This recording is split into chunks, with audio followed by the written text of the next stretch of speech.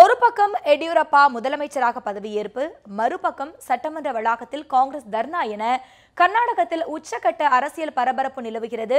இன்று காலை முதல் பெங்களூருவில் நடக்கும் நிகழ்வுகளை விவரிப்பதற்காக நம்முடைய செய்தியாளர் திருலோகச்சந்தர் காத்திருக்கிறார். அவரிடம் பேசுவோம். திருலோகச்சந்தர், எடியூரப்பா முதலமைச்சராக பதவியேற்றதிலிருந்து இதுவரைக்கும் என்னென்ன நிகழ்வுகள் அங்கு நடைபெற்றிருக்கிற விவரங்களை பதிவு பண்ணுங்க. திவ்யா, கண்டிப்பாக. அதாவது இன்று காலை சரியாக 9 மணிக்கு எடியூரப்பா அவர்கள் முதல்வராக பதவியேற்றார். அவர் பதவியேற்கக்கூடிய அதே சமயத்தில் தலைமைச் செயலகத்தின் உள்ளே உள்ள காந்தி சிலை முன்பு காங்கிரஸ் கட்சியை சேர்ந்த மூத்த தலைவர்கள் சித்தராமையா, குலாம் நபி ஆசாத் உள்ளிட்ட தலைவர்கள் இங்கு போராட்டத்தில் ஈடுபட்டார்கள். இந்த போராட்டத்தை தொடர்ந்து அடுத்தடுத்த நகர்வாக இங்கு தங்களுடைய ஆதரவு எம்எல்ஏக்களை தங்க வைக்கப்பட்டிருந்த தனியார் விடுதியிலிருந்து பேருந்துகள் மூலம் வரவழைக்கப்பட்டனர்.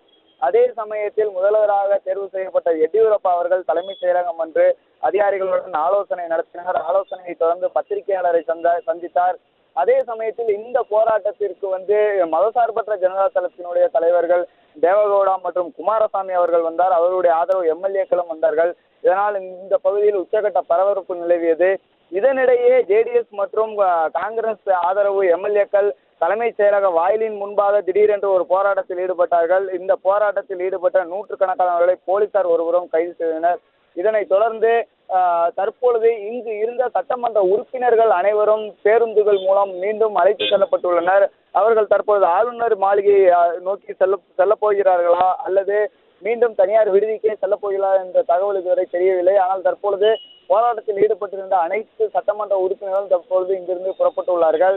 இதே நேரம் முதல்வர் எடியூரப்பா அவர்கள் பத்திரிகையாளரை சந்தித்து வருகிறார். பத்திரிகையாளர் சந்திப்பில் அவர் முதலாவதாக எனக்கு வாக்களித்த என்னுடைய கர்நாடக மக்கள் அனைவருக்கும் நன்றியை தெரிவித்துக் கொள்கிறேன் என தெரிவித்தார். அது மட்டும் இல்லாமல் 2 தினங்களில் 1 லட்சம் வரை விவசாய கடன் பெற்ற அனைத்து விவசாய கடன்களும் தள்ளுபடி செய்யப்படும் என தெரிவித்துள்ளார். அதே சமயம் நாங்கள் மக்கள் மீது நம்பிக்கை வைத்தோம், மக்கள் எங்களை வெற்றி பெற செய்துள்ளார்கள் என தெரிவித்துள்ளார். திவ்யா. திருலோகச்சந்தர், எடியூரப்பா பதவியேற்ற உடனே என்னென்ன உத்தரவுகள்ல என்னென்ன கோப்புகள்ல கையெழுத்திட்டார்?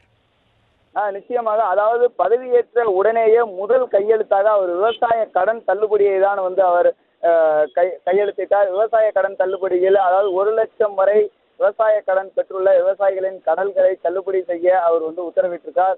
அதுதான் அவருடைய முதல் கையெழுத்தாக இருந்தது. இது மட்டுமில்லாமல் இங்கு அவர் வெற்றி பெறுவதற்கு காரணமாக இருந்த விவசாயிகள் மற்றும் தலித் சமுதாய மக்களுக்கு என்னுடைய நன்றியை தெரிவித்துக் கொள்கிறேன் என குறிப்பாக அவர் தெரிவித்துள்ளார். திவ்யா.